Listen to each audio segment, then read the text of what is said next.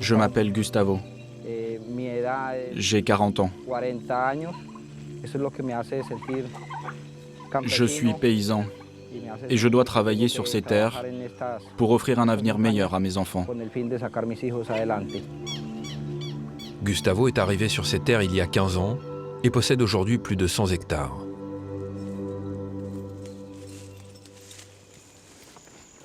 Ramène-moi le bétail par ici.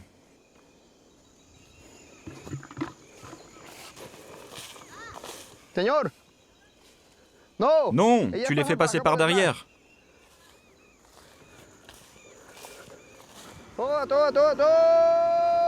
Il élève ici ses bêtes, dont 68 vaches. Dans les mois qui viennent, il prévoit de tripler le nombre de têtes. Ah, mes jolies vaches. Par ici, ma fille. Pousse-la, mon garçon, pousse-la. Une nécessité s'impose. Régulièrement, Gustavo doit agrandir la superficie de ses pâturages et rogner un peu plus sur la forêt qui l'entoure.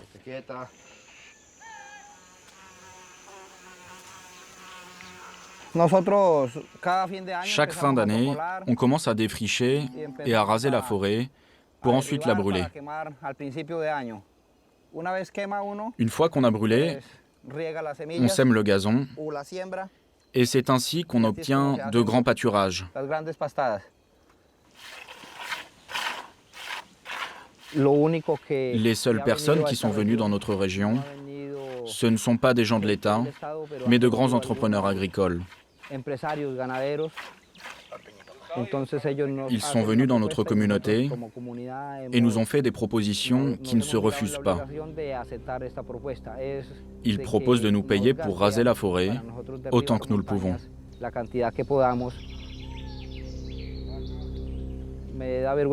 Je suis un peu gêné de le dire, mais je l'avoue. Je me suis déjà engagé à couper 100 hectares de forêt. Ils me donnent le budget pour payer des travailleurs et acheter des graines et 200 veaux que je devrais élever. Ce phénomène est fréquent dans ces régions reculées du pays. L'industrie de l'agroalimentaire finance sans limite des élevages toujours plus importants. Dans les proches alentours, ce sont près de 400 hectares de forêt qui partiront en fumée dans les mois à venir.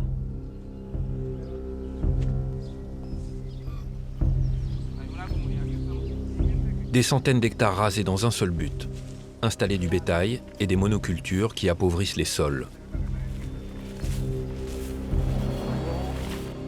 Le bois n'est même pas exploité. Tous les 2 ans, Gustavo doit défricher de nouveaux terrains pour les cultiver. Ici, la forêt était dense et j'ai tout rasé. J'ai tout nettoyé et une fois que le terrain était sec, j'ai tout brûlé. Puis j'ai semé le manioc.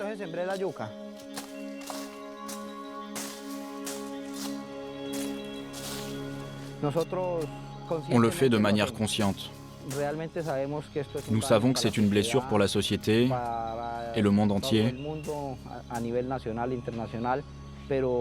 mais nous n'avons pas d'autres ressources.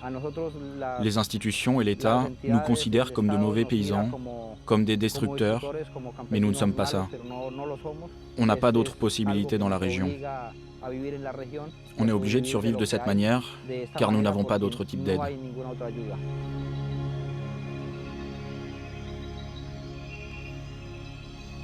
Au-delà du désastre écologique, c'est avant tout une nécessité sociale pour ces paysans d'exploiter ces forêts vierges.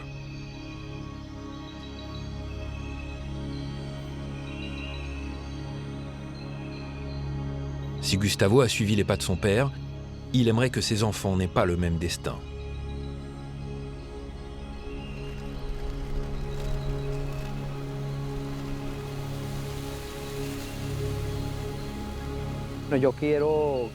Je voudrais qu'un jour mes enfants soient de grands docteurs, des ingénieurs ou des vétérinaires, peut-être journalistes ou au moins professeurs. Nous sommes obligés de travailler dur dans les champs, en élevant des animaux, en coupant du bois et en faisant de nombreuses activités qui, nous le savons pour l'avenir, peuvent devenir mauvaises pour l'environnement. Ce que nous voulons, c'est donner une bonne éducation à nos enfants pour que demain ils soient qualifiés. Pour que mes enfants ne soient pas comme ceux que je suis actuellement, ce que certains appellent un destructeur de jungle.